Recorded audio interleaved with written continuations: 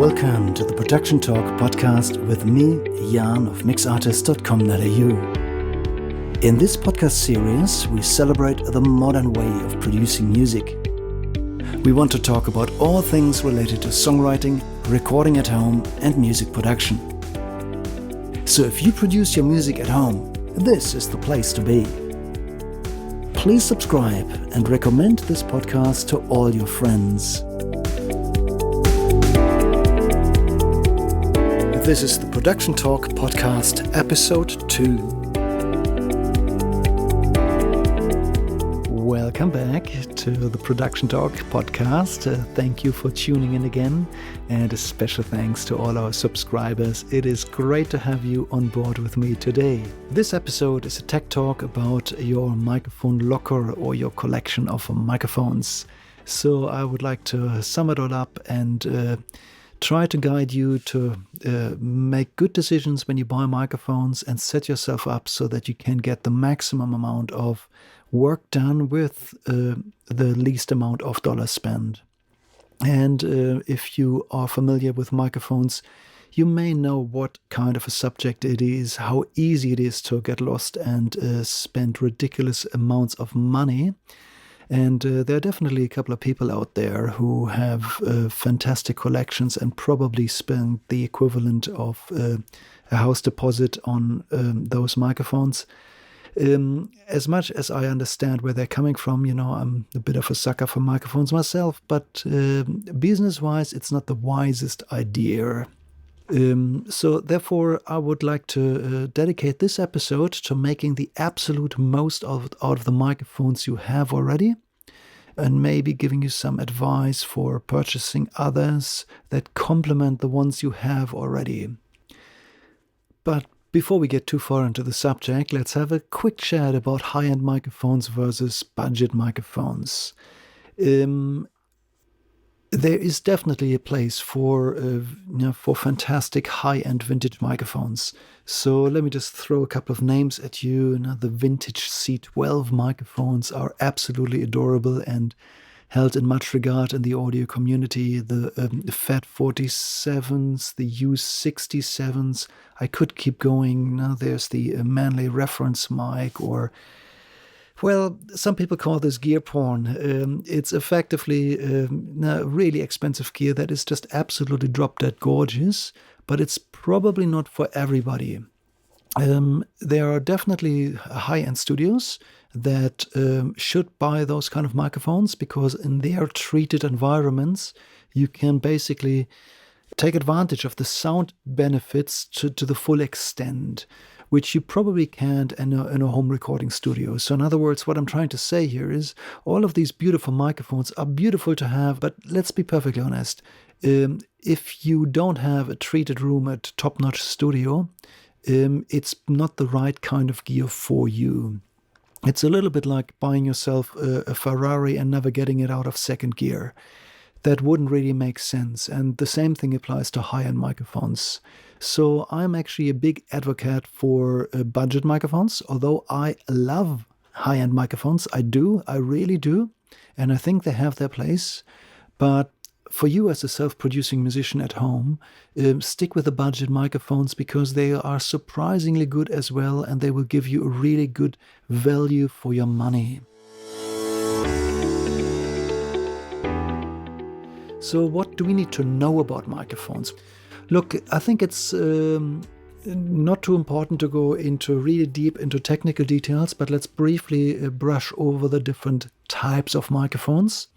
So the first one that I would like to introduce to you is the dynamic microphone. They're also known as moving coil transducers. Effectively, they work like a speaker driver in reverse. There's a magnet, there's a coil, and when the diaphragm is pushed by air vibration, the coil moves across the magnet and thus inducting electricity. Look, that's as far as it should go from a technical point of view. So what are these microphones good for, and what are their pros and cons? First and foremost, the price tag is something we should point out here. Generally speaking, moving coil microphones are a little bit cheaper than their counterparts, and they're really rugged and roadworthy. So most live sound vocal microphones are dynamic microphones because they simply have a little bit of a rough life, get thrown around a bit, and other microphones would simply break all the time. Moving coil microphones are actually, they're known to last a while, and they can take a fair bit of abuse. So there are lots of advantages here. What are the disadvantages? You could talk about the frequency response. The frequency response is a measure of how accurately a microphone produces all the frequencies at its output. And when it comes to moving coil microphones, I would say that their strength is the entire mid-range, but what they're not very good at is the extremes, means the very lows, the bass and sub-bass area, and the top range, the really bright clarity. That's what they don't do as well. So most moving coil microphones, therefore, are really good for anything that contains mids, such as the human voice, or guitars, or some drums, and so on. Good, and then in contrast, we have the condenser microphone. That's the second category. It uses a different electrical principle, two capacitor plates, and they generally need to be charged first before they work. And that's why those condenser microphones commonly require phantom power, which is the 48-volt button that you usually find next to a microphone preamp. You've probably come across this at some stage. Condenser microphones are generally a little bit dearer in price than moving coil microphones, but not always. The cheap range nowadays has gotten really far and really affordable. But that's where most of the really expensive microphones can be found. So all the models that I mentioned earlier for vintage microphones, they're all condenser microphones. What are their pros and cons? First and foremost, don't throw a condenser microphone in the back of a truck or don't hit it with a drumstick. They will probably not survive. So they're not as roadworthy. They're more sensitive and they don't take abuse as much. So when you have condenser microphones, treat them really, really well and look well after them. Their frequency response is generally a lot flatter, means they produce a tone at the output that is generally more natural. We could then further distinguish between large diaphragm and small diaphragm condenser microphones. The small ones are usually front address and they look like a pencil, hence pencil microphones, that's their nickname. The large diaphragm condensers are usually a bit bulkier and they're commonly set up upright. They're side address microphones. And the large diaphragm condenser microphones are commonly found for vocals. They're very common for that. And we'll talk about that in a few moments. So, and the third category are ribbon microphones. Strictly speaking, they're also dynamic microphones. However, they don't have a moving coil, but a tiny thin metal ribbon suspended in a magnetic field, which also then triggers or induces electricity to the terminals and the connector. So it's the same electric principle as the moving coil microphone. However, the ribbon microphones sound different and they behave different. So first and foremost, the ribbon microphones are known to have a very quiet output. In other words, the electricity at the output of a ribbon microphone is generally very low, which then means you need to pair this with a preamp that has enough gain to lift it up to where you need it to be. So ribbon microphones are not for every sound source. Also, they're extremely sensitive. So if you drop a 57, we'll talk about the dynamic microphone SM57 later, there's a very good chance it will survive, and most SM57s on stages have been dropped many, many times and still work perfectly fine. A ribbon microphone will not survive any mistreatment in any way. Even a light blow across, like this, across a ribbon microphone can damage the diaphragm permanently. So they're to be treated extremely delicately. So for that reason, I don't suggest to buy ribbon microphones unless you can, look really well after them. They're just very delicate. However, they sound beautiful, at least the better ones. They've got a really natural tone and they're a bit more open sounding than moving coil transducers, and they have a certain beauty that can just sound really nice on some guitars, for example. Ribbon microphones are also not very cheap, by the way. Most of them are a bit dearer. So those are the pros and cons of all these types. If you consider buying yourself a microphone, there are a couple of things that I would recommend you look up. So the first thing we discussed already, it's the electric principle, condenser microphone, moving coil or ribbon. So choose those wisely. Then the next thing you need to look up is the polar pattern. The polar pattern is a way to describe how well microphones pick up sounds from different directions. So in my case, I'm just speaking into my microphone, which is a cardioid microphone, also known as directional microphone. And I'm right on axis. In my case, that's a large diaphragm condenser microphone. So yeah, I'm on axis, and I'm now moving out sideways, and you can probably hear my voice. I'm not reducing my volume at all. I keep on speaking exactly at the same volume, and it now seems to turn down the volume a little bit. I'm now about 90 degrees from the side, and I keep my distance, and I'm now around the back, and the sound is almost entirely disappearing. So let me just move around back to the front again. Just to clarify, I was speaking exactly at the same volume, and you could probably hear a fair drop in volume around the back, and you may have also heard a different tone when I moved out to the side. So most microphones just perform best exactly on axis. That's when they have their truest tone. However, sometimes it is actually a wise idea to use the side effect to EQ the signals, so to speak. Now, that is often used for guitars when microphones are placed off axis, to just change the sound that way. Okay, and then we need to talk about the tone of the microphone. When it comes to tone, we're definitely in a very subjective range now, in a subjective land. And what one person likes may not be suitable for the next person. So it's everything I'm about to say, please take that with a pinch of salt. I would say that large diaphragm condensers, like the one I'm using today, generally have a very pleasing tone to the human voice. They color the sound a little bit. In other words, their frequency response is not perfectly flat. They often have a little brightness boost or presence range.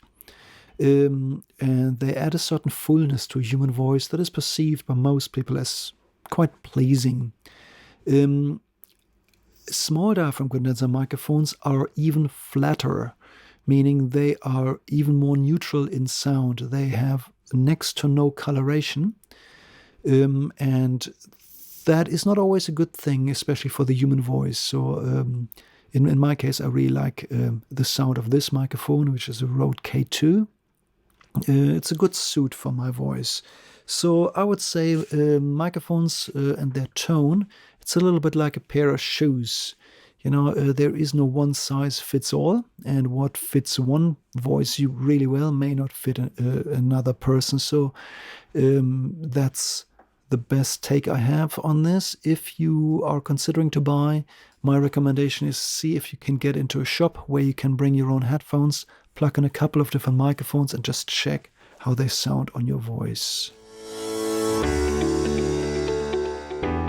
Okay, that's enough technical talk. Let's talk about your microphone locker, which is your personal collection of microphones. And when you set up your locker, when you buy microphones, it's a wise idea to spec it up so that you cover all grounds and that you're prepared for almost any situation.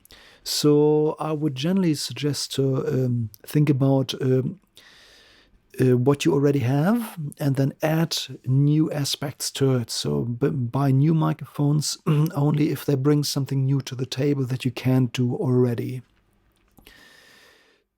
So I thought long and hard, and I came up with what I would call the small microphone locker with only 4 microphones. And that is my recommendation for you to set yourself up quickly and cheaply without breaking the bank, and set yourself up for almost all kinds of recordings.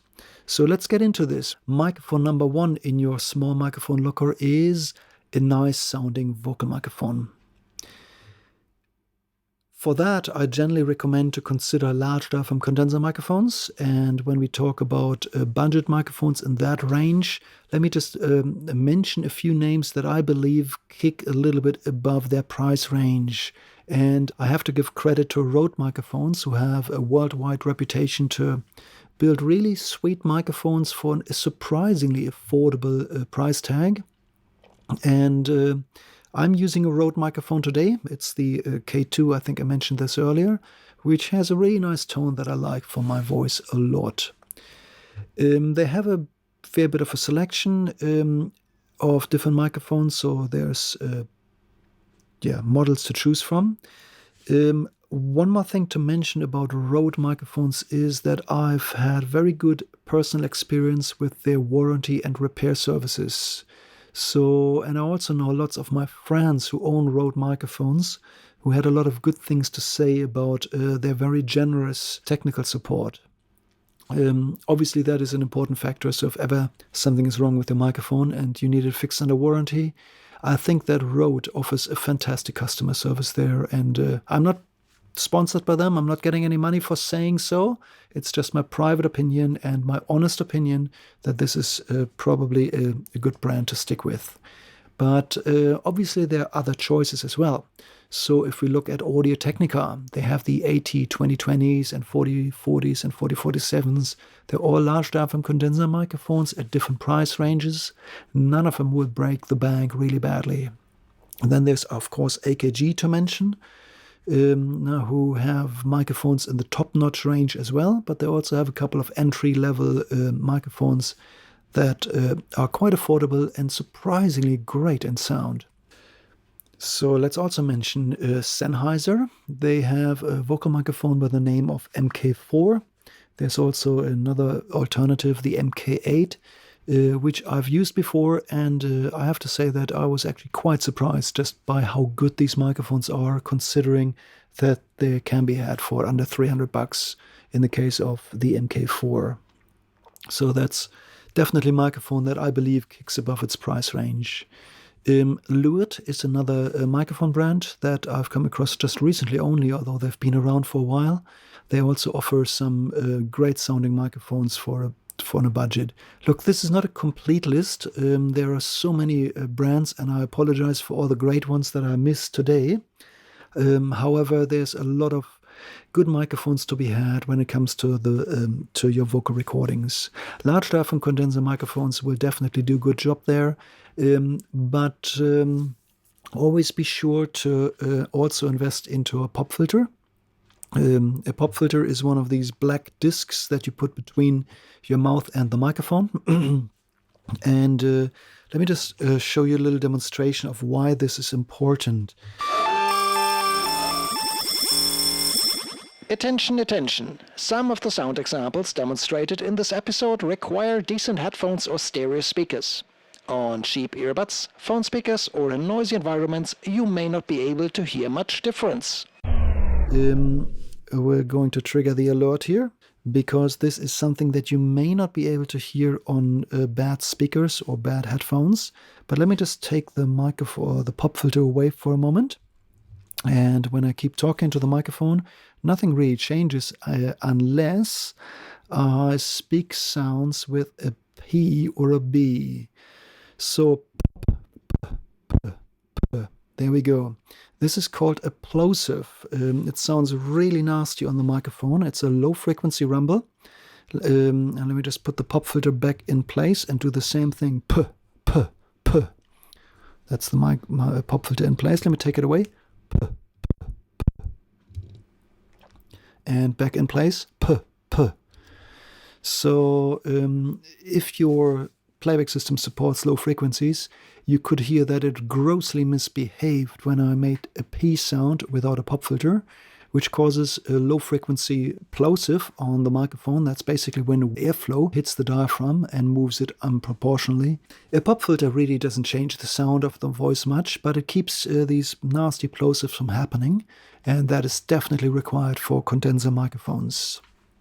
Okay, so now we have the first round of microphones covered with a large diaphragm vocal microphone. Let's just talk about a few things that you can also do with these microphones, because they're not just good for vocals, but for other things as well.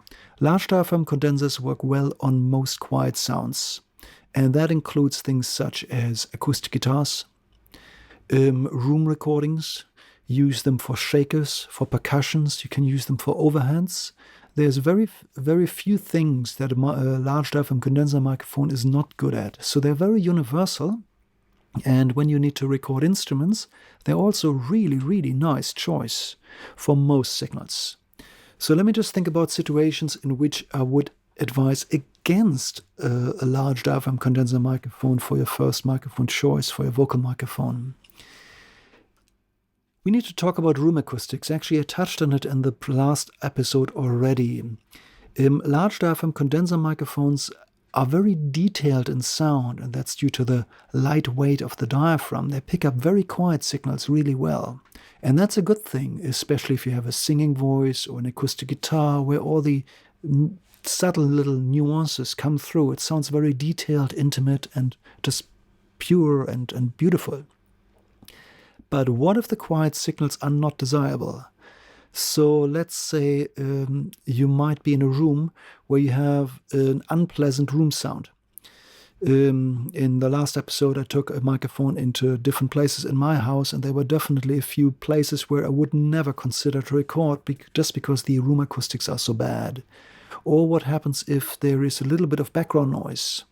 That's usually when these large diaphragm condensers pick up all the details. And the problem with that is often that in recording you don't really notice it's there. And once you play the recording back from a computer, suddenly you hear what you weren't paying attention to when recording. There might be a little bit of traffic noise. I could just hear a dog barking, not quite sure if that came through on your end, but I could definitely hear it. And if you're dealing with ambient noise and roomy sounding spaces, then a large diaphragm condenser microphone might actually turn into a disadvantage because it picks up these details a lot.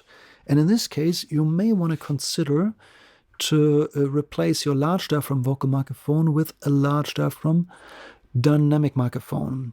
There are a couple of models that I would like to point out. I think everybody knows the Shure SM58. If you've been on a stage before, chances are you've seen one. It's the best-selling vocal microphone for stages of all times. Those microphones also sound pretty decent for the human voice. However, they are not as neutral in sound. They color the sound a little bit better, but at the same time, they tune out details a lot more because you can also get a lot closer. So reducing distance can have a great deal to do with reducing ambient noise and unwanted sounds as well. Good. You will probably not find too many sound engineers who believe that the 58 is a particularly great sounding microphone. Most people like it because it's so good on stages, so roadworthy. It rejects feedback really well. You can get it loud on stage, but its tone is very rarely appreciated with a lot of passion. When it comes to dynamic microphones, maybe consider other choices. So we need to venture off from the budget market into the upper range of dynamic vocal microphones for a moment. And I would like to talk about the RE20 for a moment. The microphone that you're listening to now is called the Electro Voice RE20. The RE20 is a dynamic microphone that's commonly used for radio DJs. It's one of the more expensive dynamic microphones. However, it's definitely considered to be a top-notch microphone. When it comes to dynamic microphones, it doesn't get much better. This microphone has got a very interesting sound that I actually quite like. And if we compare the sound of a condenser microphone to that of a large diaphragm dynamic microphone, we will find that it's still very good when you speak at close proximity. However, these microphones don't pick up the tiny little details quite as much. In other words, it blends out ambient noise a little bit better than large diaphragm condensers do. And my understanding is that it simply has to do with the weight of the diaphragm. The condenser microphones have a very thin, lightweight metal diaphragm, which is just micrometers thick. And the tiniest little bit of air movement can move that and create sound. While the dynamic microphones have a heavier diaphragm, and therefore, they're just not as good as capturing details, which sometimes can actually work for you. I like the sound of this microphone, and ages ago I even saw a little video of James Hetfield of Metallica singing in the control room at the back of the studio in the control room, holding an SM7B in his hand. That's how they recorded James Hetfield's vocals. By the way, let me switch microphones again and show you the sound of my voice now coming through an SM7B. So here we go again, the SM7B. The SM7B is made by Shure. It's one of the pricier microphones again. We'll talk about a couple $100, about $600-700 depending on the exchange rates. And it's a very popular microphone that you can speak to in very close proximity. It's got a really great sound. I like the tone of it a lot. However, it requires a microphone preamp with a lot of gain, or you need to use it for very loud sound sources. It's definitely not the right microphone to record quiet whisper from 3 meters distance. That microphone will not do a good job at that, but if you speak into it, if you sing into it, if you play guitars or even record drums, this microphone will do a really good job for you. Good. Just to demonstrate the sound difference, let me just move back to the condenser microphone. Good. So now that we've explored the choices for the first microphone in your small microphone locker, let's just sum it up again. Large diaphragm condensers with a pop filter for most people, or a large diaphragm dynamic microphone if you deal with ambient noise and traffic noise and things like this, room acoustics. They're probably better because you can get closer. They also have a really nice sound. Okay, so now that we've covered all of this, let's add a microphone of a different color deliberately. So the second microphone in the small microphone locker that I recommend is a good instrument microphone. And if we look at the most popular choices here, it literally comes down to, well, pretty much only one model. It's the Shure SM57. If you're a musician, chances are you've seen them before. They're definitely they can be found on almost any stage, and they do a fantastic job for all kinds of instrument recordings. They're very affordable, they're very rugged, and they can take a fair bit of abuse. They're also really good for snare drums, for electric guitars, for percussion, for all kinds of things. I've even once seen a DJ on stage miking up the crossfader with the 57 to get a bit of clickery sound in their DJ set. For all of these things, 57s will do an amazing job. I once worked at a studio where the main engineer loved the 57 for acoustic guitars. In all honesty, that's not my preferred choice. I like other microphones better. But he had a certain placement, a certain way to aim the microphone that really brought out some great qualities from the acoustic guitar. This is the sound of my voice coming through a 57. And now let's switch back to the Rode condenser microphone. In all honesty, I don't think the 57 is a good sounding vocal microphone, definitely not for my voice, but I can imagine that it works in some situations for the voice as well. It is definitely built to be an instrument microphone, and it's an all-rounder that can be used in literally any situation. In the studio, on stages, wherever you are, 57 is great for instruments to have. It's most popular probably for guitar cabinets and for snare drums. But you can also try it on toms and all kinds of other things. The only thing I would not mic up with a 57 is signals that require a lot of low end, such as bigger toms and kick drums or bass cabinets. The 57 starts to roll off at about 150 hertz, which is not that good for bass heavy signals. It would take a lot of EQ to undo that, so don't use a 57 for bassy sounds. So if you don't like the 57, let me just give you a couple of alternatives. The Audix i5 is definitely a microphone to be reckoned with. It definitely sounds really good on most drums, and it's really good on snares. If you need an instrument microphone for electric guitars, I recommend to consider the Sennheiser E906. That is actually a microphone that I personally like a lot. I know some people disagree with me here. But I like this microphone on electric guitars. There's also the little brother, the E609. Both of these microphones will do a good job on electric guitars. Okay, this concludes microphone number 1 and 2 of your small microphone locker. Let's look at the last two. And for the last two, I recommend a stereo pair of small diaphragm condenser microphones, also known as pencil microphones. You can buy those in stereo pairs. Some of them are sold as matched pairs, where you get 2 microphones in one box, or you can buy 2 individual ones, but get the same model twice, because this allows you to do stereo recordings, and it also covers the top range of the hearing spectrum, means the brightness that you don't really cover with dynamic instrument microphones yet. So these small diaphragm condensers are really clean and natural in sound, and they usually go higher up than large diaphragm condensers, and definitely much higher up than dynamic microphones, and therefore cover everything that is bright and clean and natural really well.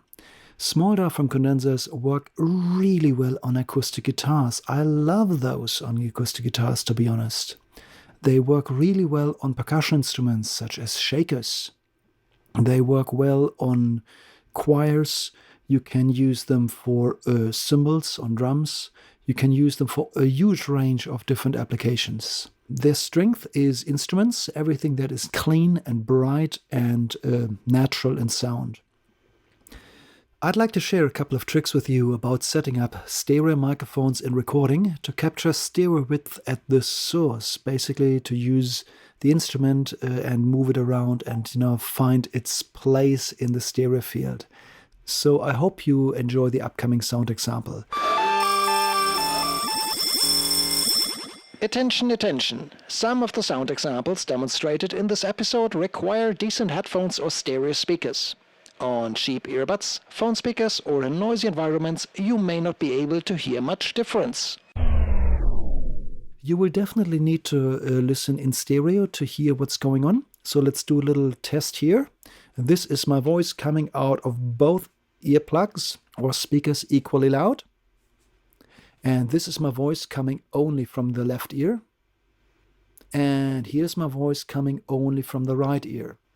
If that didn't pop out on your end, if it just seemed to come from the same place, then you might need to look at your listening setup and see why it's not popping out in stereo.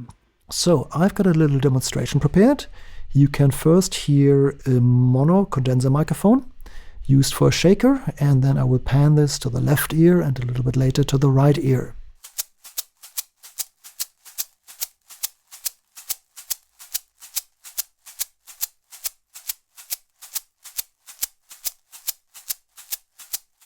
Now that we've listened to this, let's do the same thing again. I've set up 2 microphones, and I'm playing the shaker a little bit towards one side. Have a listen if you can figure out which side.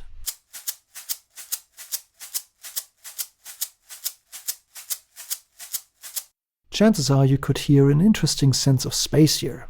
If I wanted to add new signals now, I would then place the next instruments in the opposite direction. Let's say my vibroslap. Let's try the same thing again. Here's the vibroslap into my stereo microphones.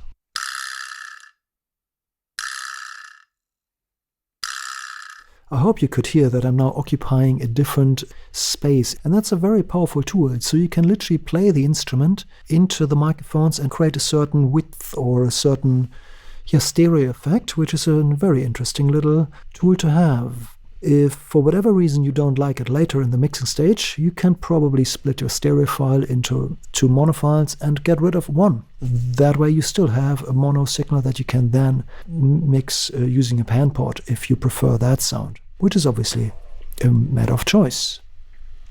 Other things you can do, you can use your stereo microphones for creative effects.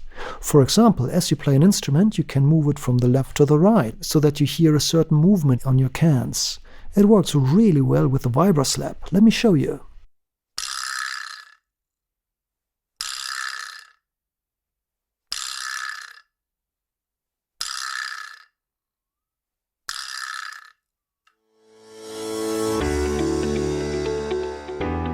Good, now that we're done with the small microphone locker, let's just sum it up one more time. A vocal microphone, an instrument microphone, and a stereo pair of pencil condensers sets you up for almost anything.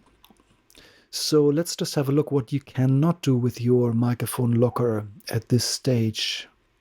Drums are definitely a problem, and bass. That is not something that we can fully cover yet. So if you're a drummer, or if you play in a band with a drummer, you may need to consider extending your microphone locker beyond the small microphone locker. And the first thing that I would recommend to add, we again follow the principle of buying only microphones that bring a new quality to the table, is of course a kick drum microphone. Kick drum microphones are commonly all dynamic microphones. There are a couple of condensers, but they are rare. And the ones that you see in action most of the time are, almost all of them are dynamic microphones. The cheap ones are, take them with a pinch of salt. My recommendation would be to not go for the cheapest of the cheapest here, but find a middle ground, as they can be a little bit shy in bass sometimes, and that might not be what you really want for a kick. So there are models from AKG, from Sennheiser, from Shure, from Audix. There are plenty of different kick microphones, and all of them are specialists. They are designed to be placed in front of a kick or inside a kick, and they literally color the sound strongly already to make the kick drum sound better. Which also means these microphones sound pretty much useless on everything else. So they're definitely specialists with a very strong coloration that makes kick drum sound more punchy, more powerful, and generally better. In large studios, you might sometimes find condenser microphones and dynamic microphones around the kick. And in this case, you often find a FET 47 on the outside of the kick drum. That is not for you to buy. This is a very expensive microphone. It's very pricey. It is often used for its particularly round and warm and full bottom end. And in many situations, it's actually used to supplement the other microphone, the kick drum microphone. So my recommendation is don't go down that road. That's too expensive. If you struggle to make your kick drum sound good, pass it into the hands of a good mix tone engineer. If it was mic'd up with a good dynamic microphone, that can definitely be done, even if it wasn't mic'd up with a FET 47 in the first place. Good. That's the kick drum. We already have a snare microphone or an instrument microphone from our small microphone locker. Let it be a 57 or something similar. And there's a very good chance that this will work really well on the snare drum, so we use that. And we also have our overhead microphones, the ones that are above the drum set, aiming at the cymbals.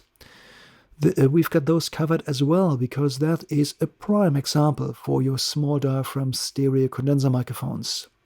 So let's think about what's left on a drum set. The tom microphones. We need to consider the toms. And for your toms, I recommend to consider clip microphones. So clip-on microphones make your life a lot easier. They also work really well live, and some of them sound great in the studio. I like them a lot because in live scenarios, I can't have the bass player run into the tom microphone stands, which happens all the time, and then suddenly the tom microphone swings around and aims straight at the sky. With clip-on microphones, these things don't happen. And even if the next drummer sets up the drum set a little bit differently, they move along with the drum and maintain their position. So there's a lot of advantages to be had with clip-on tom microphones. And I actually own a set of Sennheiser E604 microphones. They are on the cheaper range, or on the cheaper end of the price spectrum. And I have never had any complaints about my tom sound. Now, with a bit of gain staging and a little bit of EQ, I can always pull a great sound with those, no problem at all.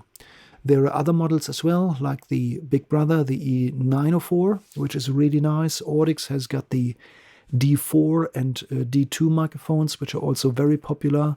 There's lots of different choices for clip-on tom microphones. On this set, I often prefer to have the same model for all toms, so I like to just keep that consistent. So if you have 2 toms or 3 toms, just get identical microphones, clip them on, and forget about it. That's just the easiest solution. It definitely works in the studio for studio recordings just as well as it does on stage, especially if you produce on a budget. Good. So what else would one want for drum microphone techniques?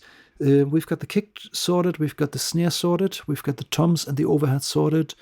Hi-hat microphones, well, in many situations you can skip those, especially if the drummer plays open hi-hats. Then in most situations you just want to turn the hi-hat down rather than up further. The only situation which I prefer to have a hi-hat microphone is if a drummer plays very quiet and delicate finesse techniques on the hi-hat. And that sometimes happens in funk or reggae genres. And in those genres, it can be beneficial to have a hi-hat microphone. In most other cases, like pop and rock and even jazz, chances are you can work without one, and the overheads will do a great job at capturing the hi-hat just as well. So the only other thing that we may want to consider to add here is a room microphone. Room microphones are placed at a greater distance. They capture more of the room response than the actual drum sound. And for that, your vocal microphone, a large diaphragm condenser, will do a phenomenal job. Depending on the model, you may find that your vocal microphone has got a fixed polar pattern. Often that would be a cardioid. In this case, you can make a small room sound acoustically larger than it really is by taking the microphone and aiming it back to front. In other words, you aim the microphone into the room, and with the rejection angle towards the drums, you aim it literally away from the drums. In this case, you actually tune out the direct sound from that microphone and you increase the amount of room reflections that you capture, which makes a small room sound bigger than it physically actually is. It's a trick that I've used more than once in my life, and it's usually served me right. This said, room microphones are most beneficial for rock sounds and metal sounds and things like this. Sometimes jazz and loungy sounds as well. But for pop sounds and cleaner sounding folk drums, I often find myself turning the room microphones down to the point where they don't contribute as strongly anymore as the direct microphones. So let's just sum up the large microphone locker. It builds on the small microphone locker with the same 4 microphones: vocal microphone, instrument microphone, and a stereo pair of pencil condensers. We add a kick drum microphone, we add a couple of tom microphones, and that's it. Now you're set up to record an entire drum set. You can record your guitars, electric, acoustic, all of them. You can record vocals, you can record percussions, shakers, all of that. There's very few things you can't do with those microphones. And if we look at the number, we're now about 8 microphones, so that is a perfect match for many audio interfaces, which have, well, some of them come with 8 microphone preamps on board. And in this case, you have now a perfect match of what you need, and you've got all your grounds covered, from the bass to the top end, from mono to stereo, and you don't need to spend big dollars here. Good. Okay, and this brings us to the end of this episode. I hope you took something out of it for yourself. Maybe one last piece of advice. I am always advising you to be money conscious and spend money only if you have to. You may be surprised to find just how much gear there is around and how many of your friends already have those. So what I'm trying to say is not everybody needs to own the full microphone locker, especially if you're in a band. It is a wise idea to share those microphones around so that as a band, you have all of these grounds covered. So if everybody buys 2 or 3 microphones, you would be pretty much there. And think about how many friends you know who have a little bit of gear. And lending out microphones, that is... some people have had bad experience with that, so don't take personal offense if somebody says no here. But what I recommend is to look after borrowed gear particularly well, treat the microphones with a lot of respect, handle them very delicately. And if you look after somebody else's gear really well, chances are you're allowed to borrow it again one day. And it also helps to reach out and offer your gear to others and maybe have a little bit of a trade. You can have my microphones for a week if I can have yours for the next week. I'm sure you know what I'm coming from. You scratch my back, I stretch yours. So help each other out, look after your gear well, and have fun with microphones.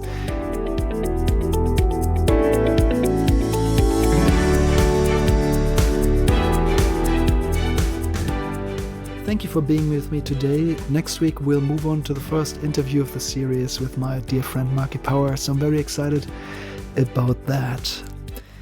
Thank you to Naren for his help with the editing of this episode. It's much appreciated.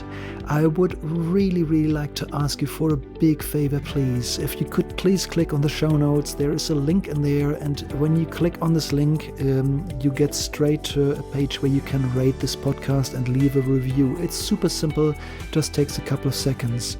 If you enjoyed this episode and if you want to hear more of this, please take 1 minute to just give me a quick review. A 5-star review would mean the world to me. You all have a great time. Speak to you next time. Bye for now.